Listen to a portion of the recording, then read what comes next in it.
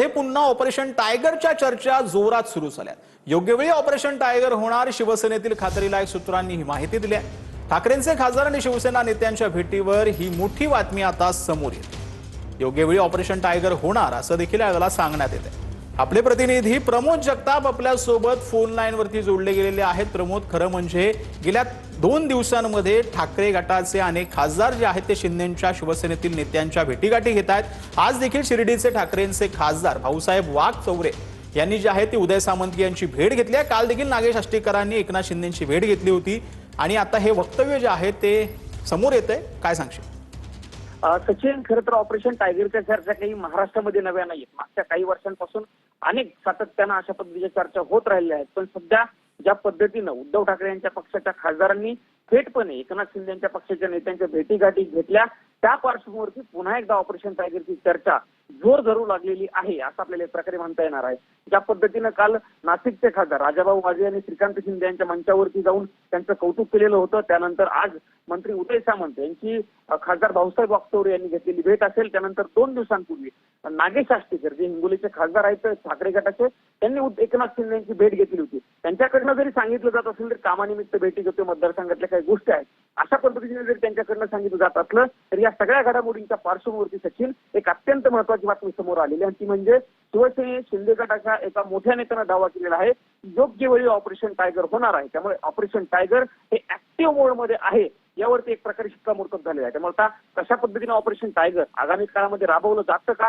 हे देखील बघणं महत्त्वाचं असणार आहे। कारण सचिन, ज्या पद्धतीनं मागच्या काही काळापासून सातत्यानं उद्धव ठाकरे यांच्या पक्षाचे खासदार यांच्या संपर्कात आहेत अशा पद्धतीच्या चर्चा सुरू होत्या, पण त्यांच्याकडनं दावे फेटाळले जात होते। पण शिवसेनेतील शिंदे गटाच्या नेत्यानं हे केलेलं खासगीत बोलतानाचं हे विधान, त्यामुळे पुन्हा एकदा ऑपरेशन टायगरच्या चर्चा सुरू झाल्याचं बघायला मिळतं। त्यामुळे कशा पद्धतीनं ऑपरेशन टायगर आगामी काळामध्ये पुढे जातं आणि काय नेमकं यातनं कधीपर्यंत ऑपरेशन टायगर पूर्ण होतं हे बघणं महत्त्वाचं असणार आहे। पण हे विधान या सगळ्या घडामोडींच्या पार्श्वभूमीवरती अत्यंत महत्त्वाचं आहे असं आपल्याला एक प्रकारे म्हणावं लागणार आहे।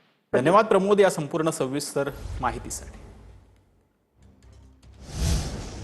देशभरातील 12.5 लाख औषधांच्या दुकानांचा उद्या देशव्यापी बंद असणार आहे। ऑनलाईन आणि बेकायदा औषध विक्रीला केमिस्ट संघटनांनी विरोध केलाय। सरकारनं दखल न घेतल्यास बेमुदत संपाचा इशारा देण्यात आला।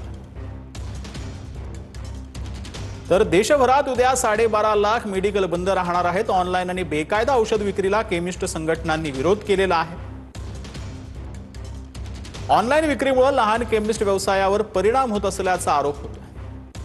याच्याच निषेधार्थ देशभरातील औषध विक्रेत्यांनी उद्या देशव्यापी संप पुकारला।